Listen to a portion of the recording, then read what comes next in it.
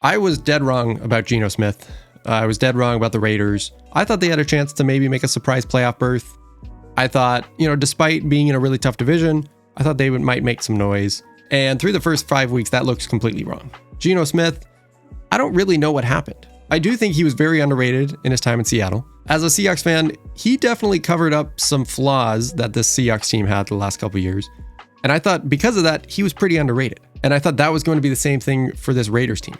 Yes, this Raiders team has flaws. Yes, the offensive line isn't great. Defense certainly isn't great. Don't really have a ton of weapons outside of Genty and Bowers. But I thought that Geno Smith was a good enough quarterback to kind of cover those flaws.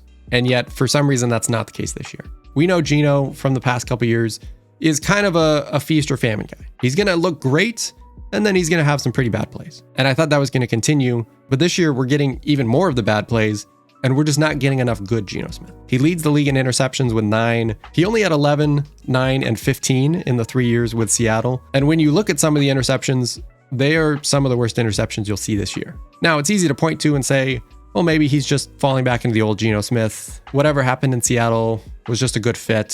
Seattle got the best out of him. But Pete Carroll was his coach the first 2 years. And now he's his coach in Las Vegas. And you could say, well, Vegas doesn't have a good roster. I would argue that his first 2 years in Seattle, they also had a pretty flawed roster. And yet everything in Seattle hasn't translated.